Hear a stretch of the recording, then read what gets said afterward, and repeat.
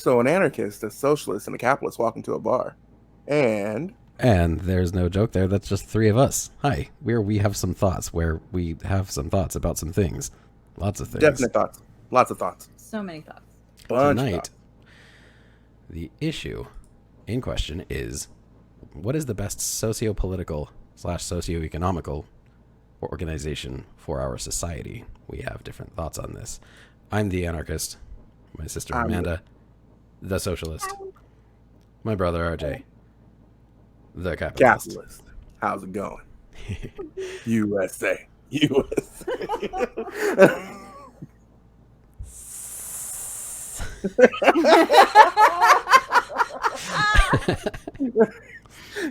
It burns so deep. So we're going to take this in three parts. First, capitalism, is it's the thing that's most known by everybody. Second, socialism, because it's kind of the burgeoning new thing. People in America are, for the first time in, 70 years, finally starting to think about it again. And last of all, me, the filthy commie radical who apparently wants to... Commie. Yep, just Such and smash such. the state. Burn it all to shreds. I promise I'm not evil, That's what they all say. and I'm hoping to demonstrate that later. Get your hands out of my pocket.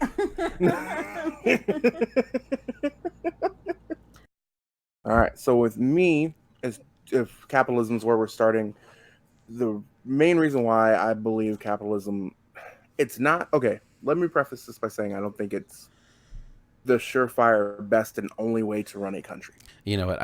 I don't think that any one of us is going to be 100% like a dogmatic advocate for Yeah. the thing they want the most. There's no such thing as a perfect system. Absolutely. We're on board with that. Absolutely. But for me, for the size of our country and for the personalities you have in it, I think it's just the best way to kind of move things along. Okay. And I think it stems from the idea of competition.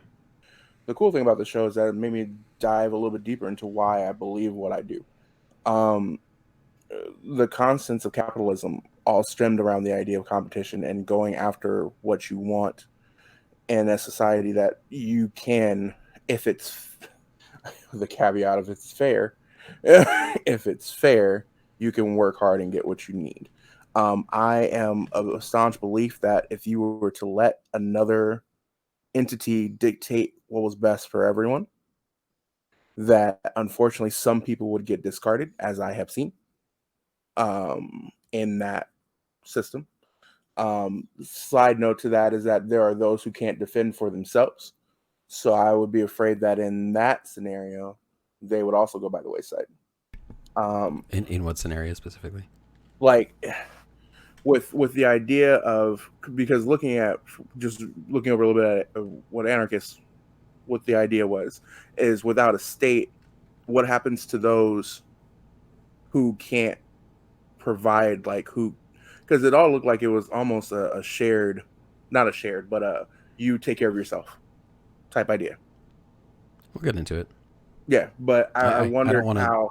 like. Yeah, please. No, because It'll all be explained. I just I want to hear the opinions you have as you have them right now. Like when it's my turn to talk, I'll talk. And that's going to be awesome for me because it's going to be cool to be able to see back and be like, you know what, that's not what I thought it was. And the crazy thing was, because trying to prepare for this, looking at trying to find some research on both of what you guys believe in, it's so many different places and like none of it's concrete. Whereas capitalism itself is very, very concrete. Like you can find examples of it where it's worked fantastically and samples of it where it hasn't worked at all and seen it fail miserably. So to me, it was easier for me to do my research probably than it was for either one of you, because it seems like it's a much more widely used form of government. That is true, and I mean, as can be seen by the fact that I was just shy of 33 by the time I got really any solid education on this stuff. Mm-hmm. It's not. I mean, it's readily available. It's just that nobody shows you it. So Yeah, it's you got to you kind of have to. It has to sort of happen to you. You have to kind of happen upon it, and then you're like, "That's interesting. maybe I'll read more. And then you do, and you're like, oh my God, I've misunderstood this dramatically my entire life. Mm-hmm. So, With me, especially for my personality, I'm a very competitive person. I like to win at just about everything I do, and when I don't, I take it very, very hard.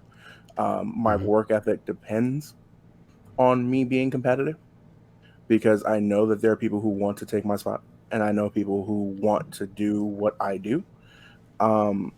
So to me, that pushes me to be better in just about everything I do, whether it be being a father or being a husband or being an employee or potentially running my own business.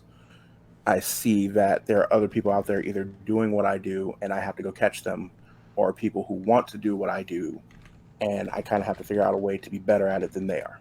So, in terms to me, from what I've read and from what I understand, that to me is what capitalism stems from.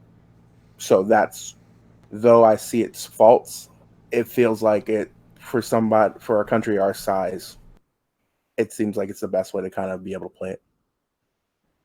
And that's my understanding and rationale of capitalism. Questions? well, you had one other bullet point there. Oh, was the earnings of land one? Private land ownership. Yeah. So again, from what I was able to read and understand, the idea of private land ownership, to be able to call something your home and to know that you worked for it and to know that you earned it and to know that no other entity can come take that away from you and call it the government's or say that this belongs to the people, to me is pretty tough to swallow. As somebody who's seen the history of their people, where we didn't even get a chance to own land until what, damn near the 1900s, late 19 early 1900s, Yeah. before it was even possible for Black people to own land. Uh, to have that idea stripped away for the betterment of a society, and I know you can't go back and change that stuff because if it was capable of doing so, then yeah, we could probably build this a little bit better. Um, where we are now, I can envision taking that step back and being like, yeah, I'll give that up for the betterment of people. Like I can imagine saying, you know what, sure, if my neighbor needed my backyard, they could have it. Only because at that point, I wouldn't be able to tell them how to do what they do. So let's say it was something that was potentially hazardous to my children. Let's say as a society, somebody was like, RJ, you're going to give your backyard to the neighborhood. Okay. What if the neighborhood wants to, I don't know, have a Klan rally? What do I say? I think you're assuming that both communism, which is still Honestly, you can still just say anarchist. okay. Generally, anarchists' vision will lead to a pretty common form of communism anyway. Yeah.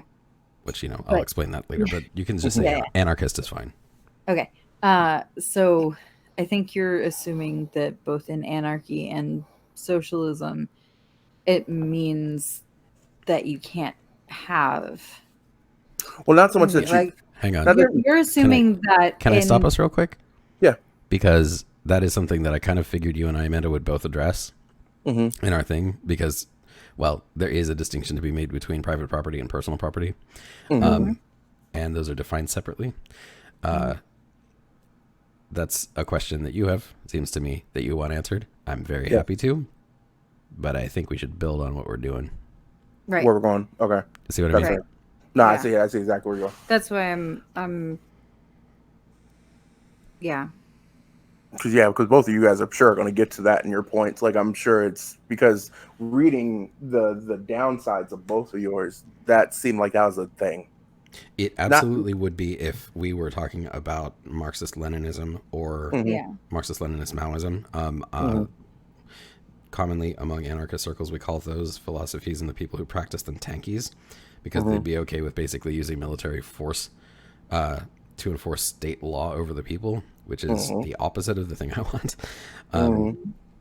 And even though that I know that Amanda's goals are not necessarily anarchist ones, that I don't think either one of us particularly supports like a more empowered state than currently exists. Yeah. Fair. So Yeah. I can, I think, probably safely say both of our proposals that is a fear that would absolutely be addressed. I think what gets me the most, and just from my previous worldview, it's tough to think about the idea of letting state do any of this because I agree. unfortunately from my people's personal history, letting state do this Yes. doesn't work well. It um which is why it's funny because even if you look at the stats, most African Americans tend to lead capitalist, even though it really hasn't worked for us. But well, and I'll be happy to address that later. yeah, I fully believe it hasn't worked for any of us. yeah, yeah. So those were my two biggest bullet points, were for the idea of competition, and then also the idea of land ownership, because working too hard to get where you are to basically give that away makes me a little nervous. and Understandable. and I thrive in an environment where you're competitive. Now, I know if you were to switch it up, there would be ideas of where competition would be favorable one way or another, but it's just in our current system, I can see the competition. I can feel it, and it drives me to be better. Can you touch on consumer choice? Yes, because and that leaned more towards the socialist idea from when I was looking at the difference. When with socialism, at least from what I read, um, that choice, especially when it came to the idea of the open markets, kind of dictate in capitalism what's successful and what's not. You have the ability to be able to say, you know what, I don't like that vendor, I can go to that vendor, or I don't like how that product's made, I can go to that product. Now, mind you, that market's getting smaller and smaller. I've noticed that now as time has progressed. You think you have vendor choice, when in actuality, you really don't. There's maybe 4 or 5 vendors who control a lot of what happens. Um, but to have the idea that that doesn't exist at all anymore, and to say that, well, no, that guy's going to make your whatever, or that guy's going to do it for you, and then in turn you're going to help him do that. What happens if that guy sucks at that? Somebody who does it better does it. But is that other person who could potentially do it better have another job where they can't do that then? Not necessarily. And that's what the not necessarily part, and that's why I'm trying to. That's where this is going to be a learning experience for me. So yeah, those are my three.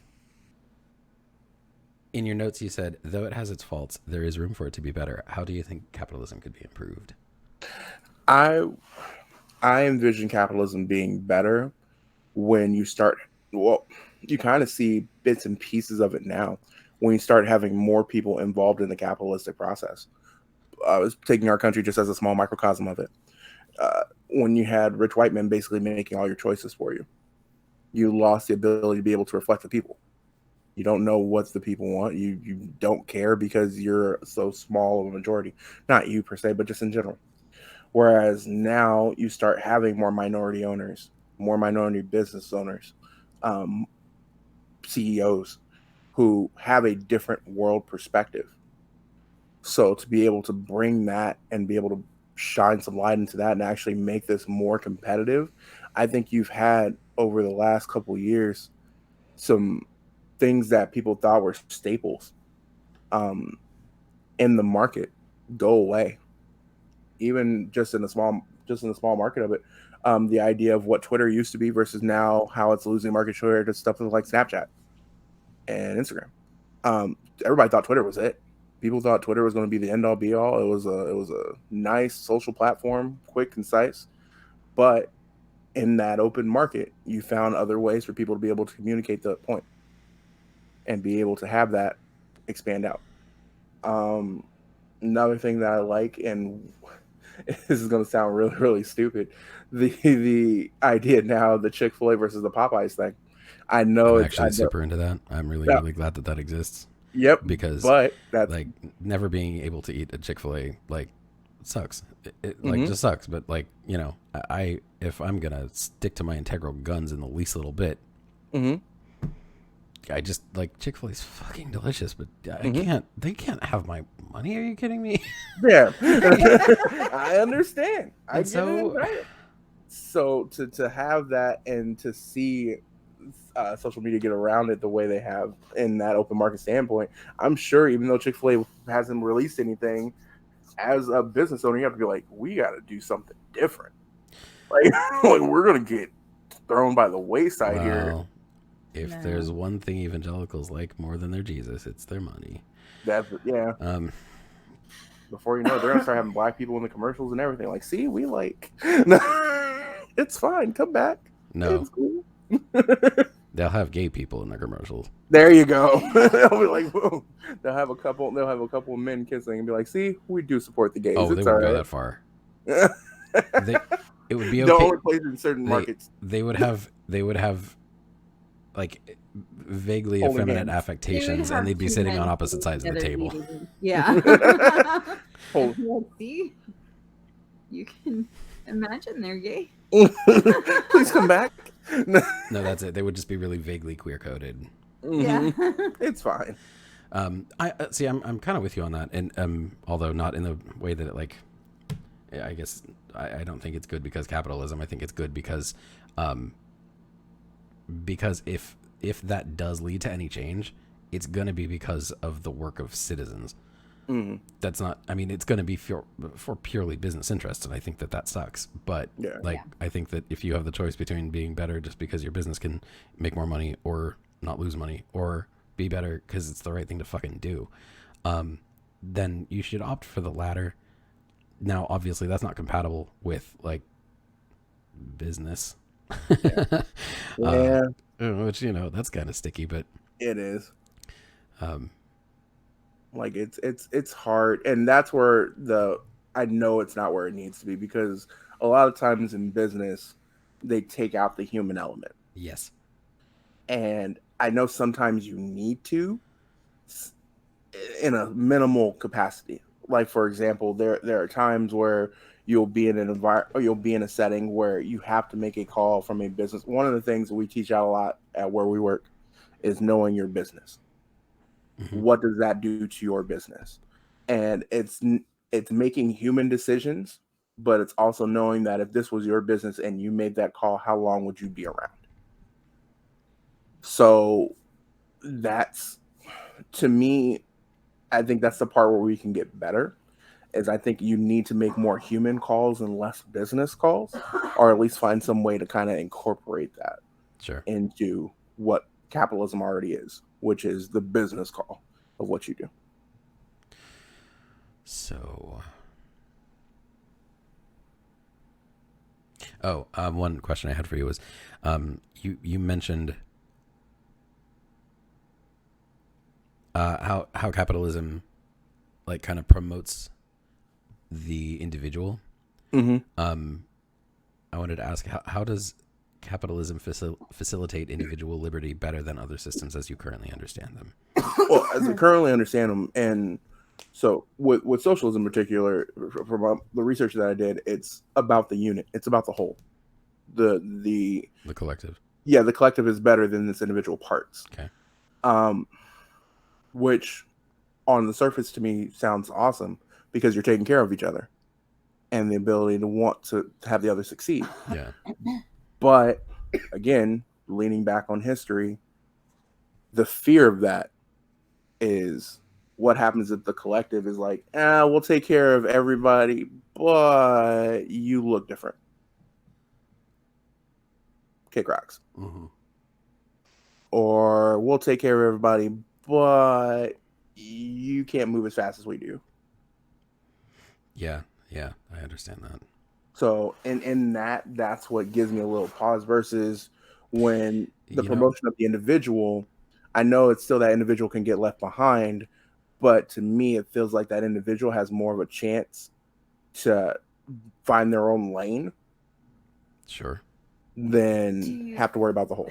Do you feel like, though, that that focus on the individual can also get basically put everybody too much for their own selves? Yeah, I can see where that would be hindrance. And trust me, that's where I think capitalism has its faults, is because you kind of have to look out for yourself. You have to make it more about you than the other people around the other persons. Sweet Jesus. Other people around you. But it gives you the option, to me, to make that choice. So if I'm a business owner and I decide to start a nonprofit, it's about me in the regards that my business has to succeed for me to be able to continue it. But in turn, I can turn that business into being able to help others and be able to pull them along too. Thus being able to take care of the collective. That is fundamentally anti-capitalist thinking, sir. It is. I love it. What do you mean? Keep doing that, but that's not capitalist. Socialist going into anarchist. Yeah, no, it's not very anarchist, but it's absolutely socialist. Okay, well, socialist. It's absolutely socialist. Keeping in mind, I am a socialist. Like, Yeah. a communist is by definition a socialist. Mm. So we probably would. And that's where I think a lot of my views with this, even though I'm all for business, I'm telling you, by the time we're done with this, I'll have more in common with you two than what I realize. I know you will. Like, I don't question it for a second. Like, there's gonna be times where, okay, maybe I'm not as much as a capitalist as I thought. It's starting to sound to me like you consider yourself a capitalist because you've grown up in a country that claims that it is capitalist, and you have like just embraced that thought process. It's a possibility. Like just the thought of we're a capitalist country. It's a possibility. I am very. It's so funny. It's like one of my friends described it to me the other day as like beaten dog syndrome. You would think that most African Americans would hate the country that you're in. Yeah. You because it's not there. Yeah. But after a while, there's a certain patriotism. It's.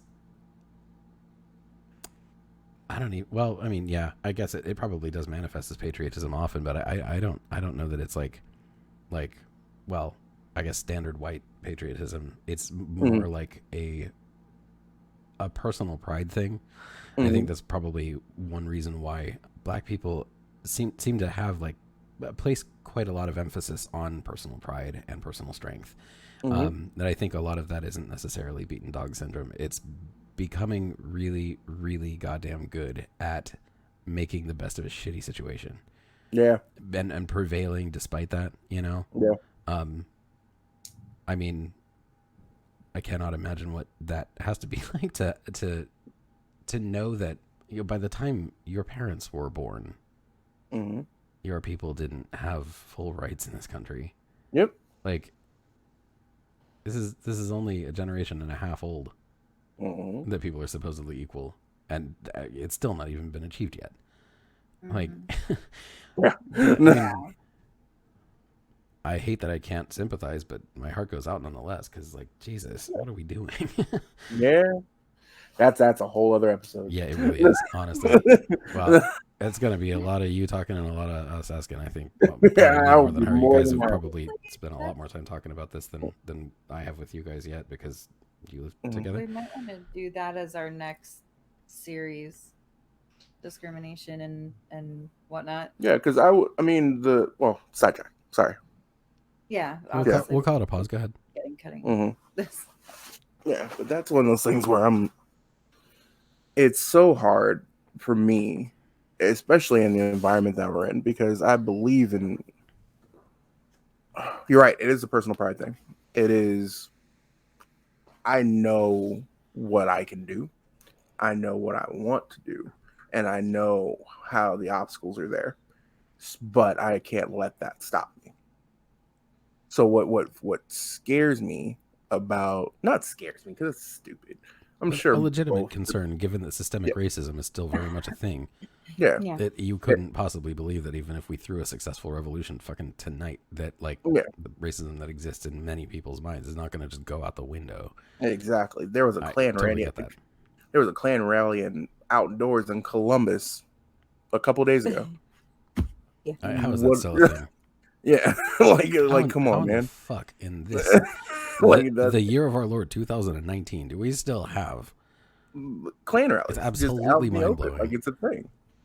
And that to me is what scares me about the idea of trusting others to To to be your have, support net. yeah, to be a support net, to say we choose to take care of each other. When you're a member of a class that society has been like taking extreme advantage of for as long as it has, I can absolutely see why you'd have apprehensions about that. I mean, that's honestly not something that really gets talked about all that often because, you know, within these extreme leftist circles, generally speaking, we got like no love for the racists. We tend to treat them pretty fucking violently. Horrible. Yeah. You know, and Yeah, so like like, but baseball so the bats. issue of race doesn't really get talked about. So, Yes. and the one other thing I had for you was because you've addressed competition several times, but while you were talking about competition, when you first brought it up, you were also talking about how to be a better husband and better father and that kind of stuff. So I'm wondering, is it actually competition that drives you? Do you want to be better than other people, or do you want to be better than you were yesterday? Is self-improvement more important to you, or is competition more important to you? Because I know you don't like to be one-upped, you don't like to be outdone, but Yeah. is that because you don't like that the other person beat you, or is it because you lost? It depends on the setting. So Okay. from a work perspective, I don't like to be beaten. Well, and you address that specifically too, Mm-hmm. right? And Yeah. is that about being beaten? Is that about the loss, or is that about the fact that it threatens your position? It, I think it's the loss because Oh, realistically, okay. yeah, because even with me losing my position is when I lose. Oh, okay. Well, because I know that your livelihood is important to you, is why I say that. Yeah, exactly. And that to me, I when I lose, I don't lose by much.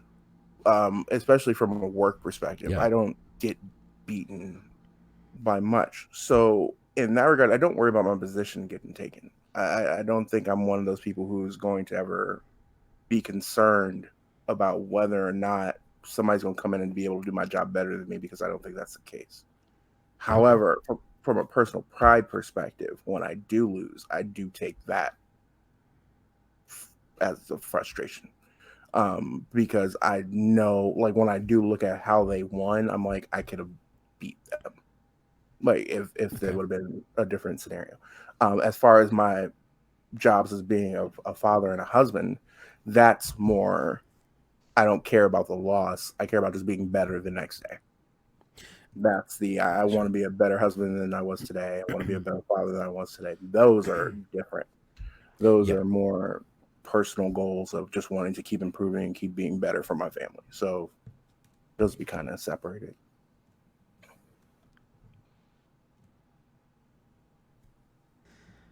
But so yeah, I don't know if there's anything else you wanted to talk about, or if, Amanda, if you can remember any questions. Yeah. What sucks is that because we have these conversations occasionally, um, where I like question him on his capitalism. Mm-hmm. So I feel like he's already answered all the questions that I would have had Sure. Sure. just like from living together for so long. That'll do that. Yeah. So Well, I can't really. see, that's going to be different for me. Then and again, since mine is a more widely viewed, I'm more curious about you guys' standpoints. Like, Mhm. I find, especially with yours being sort of the boutique belief system right now, like it's very niche. It's coming into fashion. Absolutely, like you are the Shout out Dolce Bernie. and Gabbana Mhm. of And see, belief systems. the crazy thing with mine is that I'm just like, the more I live, the more these thoughts are like, God, wouldn't it be great if? And then now I'm actually seeing some people pushing for similar things. Mhm. So I haven't like read any books on socialism or anything like Yeah. that. I know that this is how I feel, and then I got that, like, once it started coming out, that I'm like, oh yeah, that's what it's called. Yeah. And you know, it's And you start to feel a little bit more empowered about it, because it's not just like, because I think I understand where you're coming from. I had the same thing for a lot of years. It was always just like, man, so many of the things I think are the way that things should be seem like they ought to be common sense. And it's weird how often I have conversations with people about these exact things. And like, we pretty much always line up, even among people who, you know, kind of consider themselves like moderate on most things. You know, that's always coded. I've never met a person who claimed to be a moderate that wasn't either pretty left or pretty right, but didn't really like, it wasn't even that they were hiding the position. It was they didn't really understand what the difference between left and right was. Right. And that's really common. Well, like I was saying the other night, people, so many people in the U.S. specifically think that liberals are left, and that like they're as far left as we have in American politics right now. Mm-hmm. Yeah. They ain't as left as we can get. They're not even particularly far left. Yeah. Like, as a political theory, liberalism is, first of all, built on capitalism, which makes it, by definition, right wing. Because the left is socialism. Or, well, the farthest left on that 1D spectrum. Right. Like, far right is capitalism, far left is socialism, if you're looking at it in economic terms. But anyway. All right. Mandy Rose, your turn. So. Part 2. Yes. Pinko scum. So. Although I suspect not actually. Yeah. But I'm really interested to find out more about where you are on things, because I, yeah, well, we'll get there. Yeah. Go do your thing. So, yeah, that's why I put social democracy versus democratic socialism. Yes. I wondered. That was my first question when I saw your thing. Yeah. So socialism itself is, and I'm just going to read the definition because I did notes. Again, I can't see that. You're just holding. You can't. I was just showing you. You're holding a square of pure light when you do that. And it looks really cool, but it doesn't say anything. But I got notes. Just imagine that there's notes on that screen. I believe in my heart that there are notes on that screen.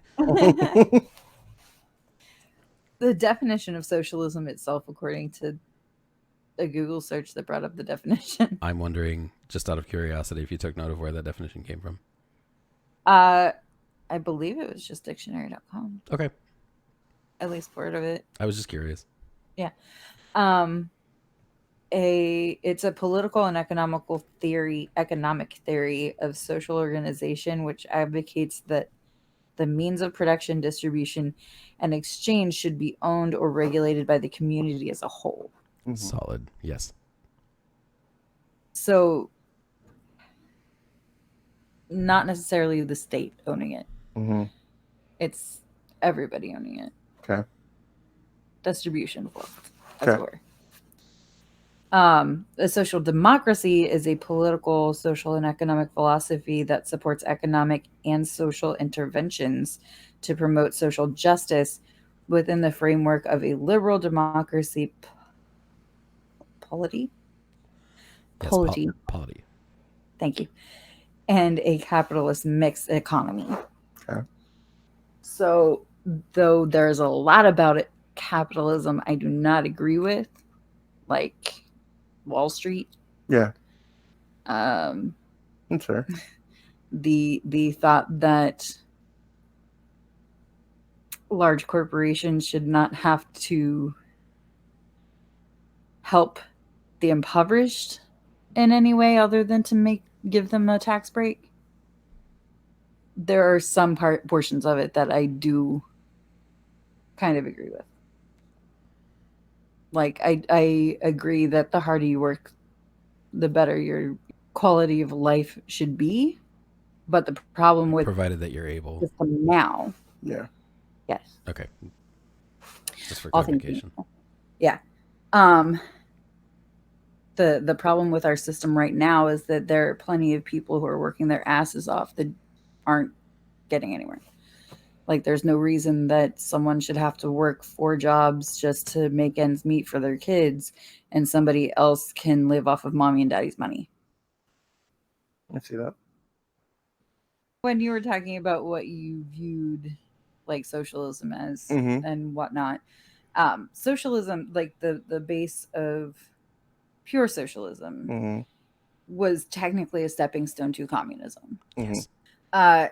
It was Mhm. the origin of it. The Mhm. origin of it was from like Karl Marx, Mhm. and that kind of those fellers. I can't think. Sorry, the only one I have on here is Karl Marx. But just to preface this, I That's got a enough. lot of I the mean, information that I was looking for because I was kind of like searching for a lot of different stuff at once, oh, from that'll like happen. This Wikipedia shit and is shit like so that. intertwined. So It's so dense.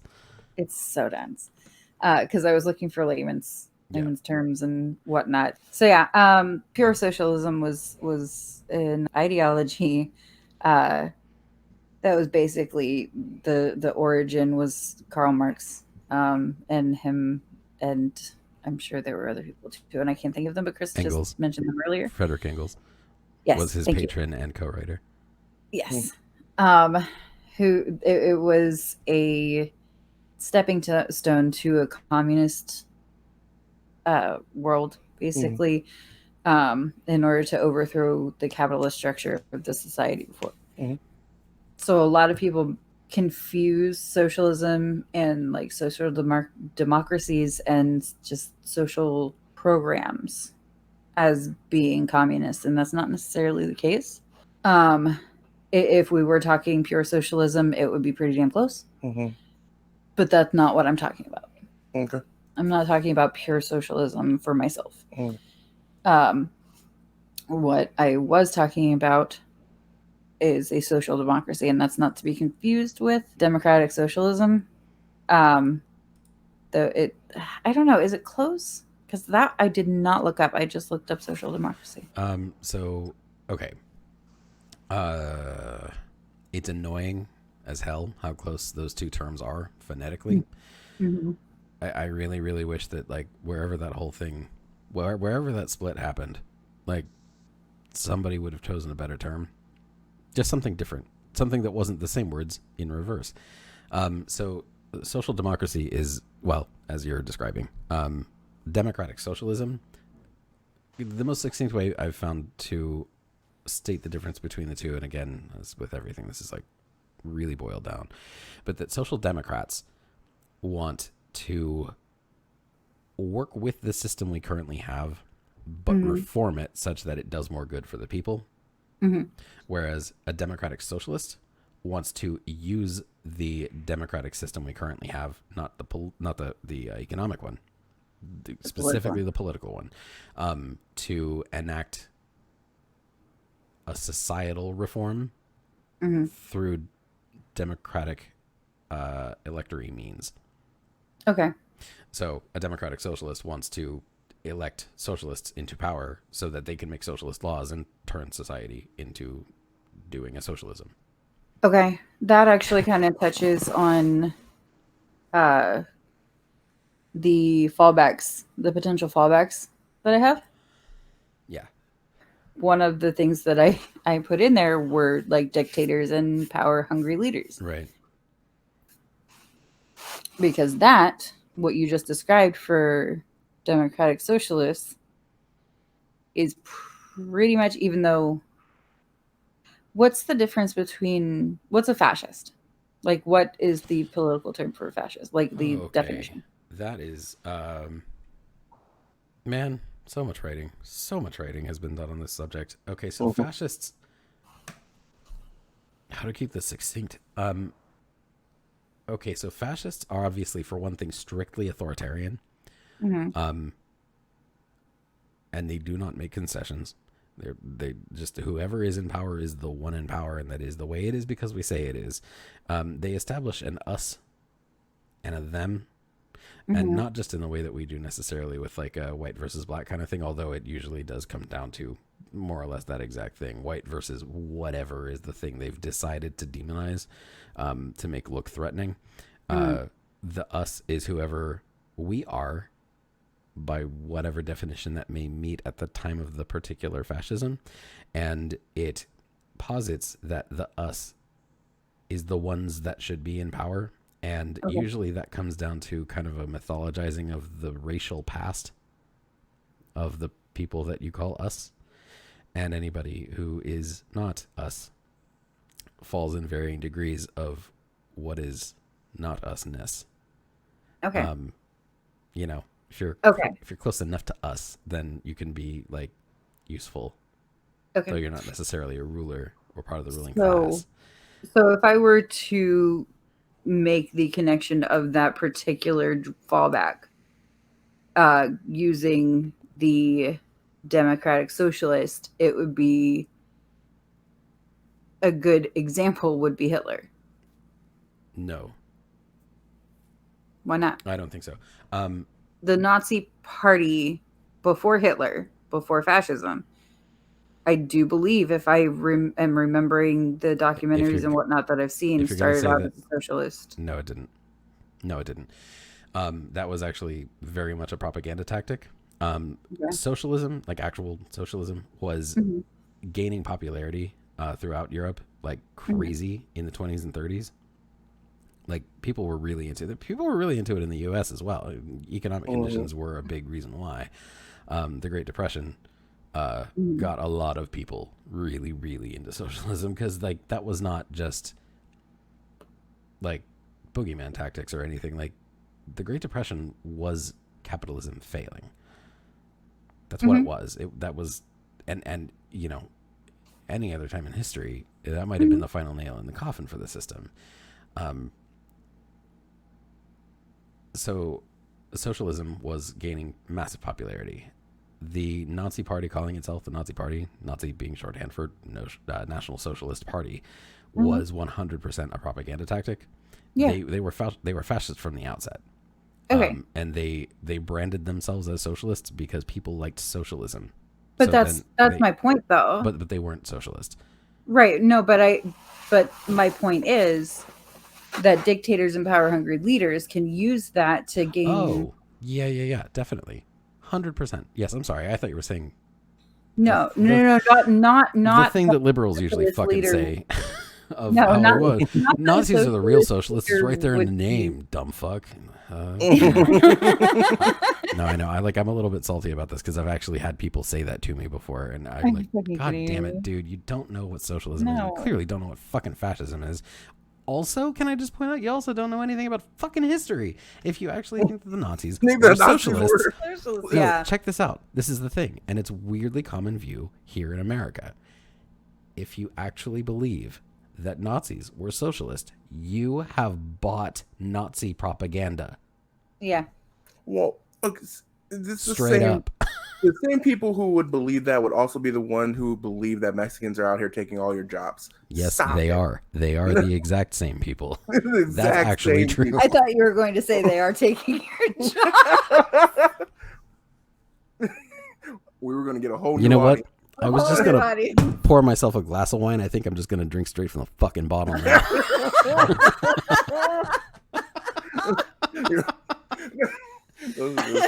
Now I wish we were going to post this as video. Because that was a great visual gag, what I just did. I love that. That was absolutely fantastic. We'll have to break that one out later. Yes. So, anyway, yeah, no, I'm sorry. I completely misunderstood you. I actually thought you were trying to say that Nazis were actually socialists, and I was like, you triggered him. What? No. So I apologize. You're absolutely correct. My point was, well, I mean, I'm sure that's how it came across. I probably worded things wrong, but my point was that was the whole, that was basically the reason that Hitler rose to power, was because he took over the Nazi Party, who claimed themselves to be socialist, and then rose to the point where he was able to name himself Chancellor for life. And yeah, we saw what happened then. Side note, isn't it absolutely terrifying that your president has the same exact, if you let him a little bit further, he would do the exact same thing. It's sorry, terrifying. total side note, terrifying. But that, sorry, that will take us all off topic. I apologize. Yes. Most people confuse. Okay, well, you were going over the dictators, power hungry leaders thing. I don't know if you'd finished up with that. Yes, I believe so. And then the other one was, which I already touched on, was that most people confuse it with communism, like or even if they don't actually confuse it with communism, they're so stuck in their ways of. I don't even know if it's so much that they confuse socialism with communism, but I think it's more with social democracy that there's such a ingrained hatred of anything other than our current economic and political If it's the word world. social and it has a suffix, basically, Yeah, it's pretty much. probably evil and Then like it's automatically Soviet. communist, you know. But yeah, Yeah. but America hates them commies on there. Fuck yeah. Fuck yeah. No, I think it is legit confusion. I don't think it's people being so stuck in their ways. I think it's people who are. I don't think it would be possible for them to be so passionately against it if they weren't honestly convinced that communism and socialism were actually evil. I've again, it's a conversation I've had over and over and over again. So many people are fully convinced, like actually do believe that communism killed 20 million people. Yeah. Like, why is it in any other country, in any other situation, you're perfectly happy to blame a really shitty leader? Like, people don't blame the Holocaust on fascism, they blame it on Hitler. Yeah. People blame the Holodomor on communism and not on Stalin. Mm-hmm. Explain that to me. Why don't we? Why? Like we don't. I mean, nobody thinks that. Because it was Let's decades. leave again. We're It leaving was Marxist-Leninists out of the decades of equation. But like, propaganda. I'm sorry. It was decades of propaganda. Like we were It in the was Cold War for how long? very long. You know what the funny thing is, and the first thing that popped into my head is you ask why that happens. It's really good PR. Yes. You needed a bad guy to sell the war. Stalin, unfortunately, couldn't have been enough of a bad guy to sell that war on his own. Hitler was. He was though, dude. I He know, really was. but it wasn't okay. If I'm selling a movie, it's much easier to sell Hitler and his ridiculous ideology and his loud, boisterous, always present in media. He was never not on. Yeah, exactly. He was Dude, always fired up. He had zero chill. Yeah, versus Stalin, who had pretty much the same beliefs, but wasn't as boisterous. That's true. And you I don't couldn't. know about the same beliefs. It's not. Well, yeah, okay. Well, not the same beliefs, but was still just as much of a monster. Yes. Oh, yes. But you couldn't sell him. Yeah, that's probably true. Well, I think So- probably Whereas you part could of it sell communism because It's so wide ranging, you could turn it into anything you wanted to. Mhm. Yeah. To the average Well, person right and now, that's part communism of the still problem means with that it. I don't have my own money. That is. It's a lot of things. Well, Mhm. a lot of people I find equate communism with starvation.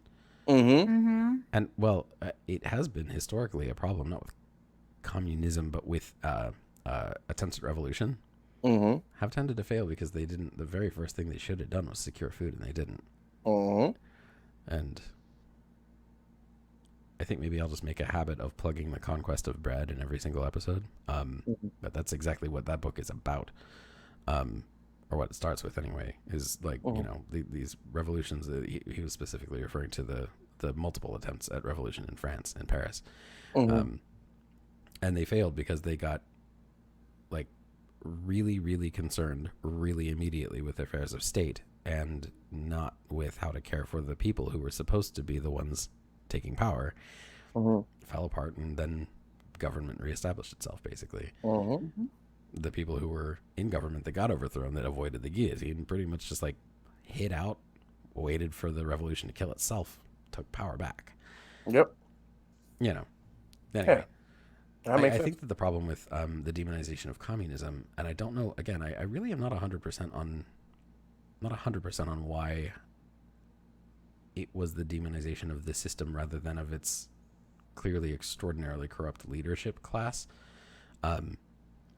why during the Cold War, why post World War II, we came to have such horrible animosity between the U.S. and the Soviet Union, that we blamed communism rather than blaming Stalin and his cronies.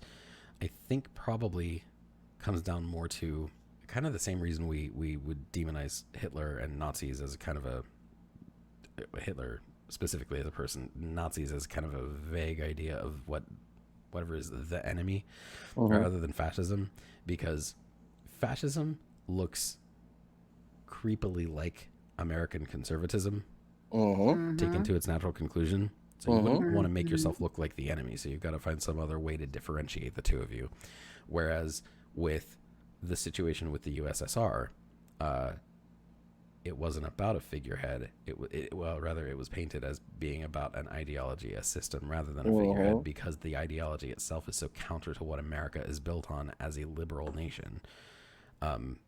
Because America is 100% built on the political theory of liberalism, capital L, liberalism, and I don't think communism is more opposed to liberalism than fascism is. And so the people in power have more to lose if there comes to be any popular support for leftism in general. The closer the people get to wanting socialism, the more likely it is that people in power don't get to keep their power anymore, because the more socialist things become, the less power any single individual holds. Which is where the issue lies. Which is why we hate it so much as a country. So, watch Fox News. It's always the devil coming from somewhere. Yeah.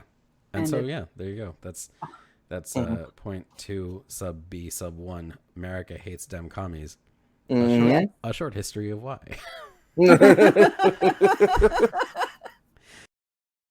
Hey everyone, Christopher here. So we've needed to stop here at this point because this is the point in the conversation where everything kind of fell apart. We were all pretty dang tired at this point, and I might have been a little tiny bit drunk.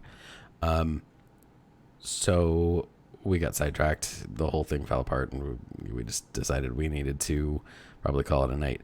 Got real rambly. We talked about like fruit salad and chumbawamba and things. Anyway, after reviewing the footage for this one, Amanda decided that she would like to re-record her portion. I decided to, well, I haven't approved this with her yet, but I like the idea of keeping it in. So if you hear this message that I'm sending right now, you'll know that she agreed. She decided she wanted to start her portion over because she felt she didn't accurately represent what she wanted in a future society. She was only halfway there. She's got other ideas, and so we decided that we would begin again with her portion as kind of a revision, kind of an update, because she wanted to get her point across and her perspective a little more clearly fleshed out. So we're going to do that next time. That's how we'll start. And then, no guarantees that we'll get around to my thing by the end of that conversation. Sometimes we just go on and on. So we'll try. We'll see what we can do. And, we'll see you next time. Much love from all of us. And, it's never not okay to like and subscribe. Have a good night, everyone.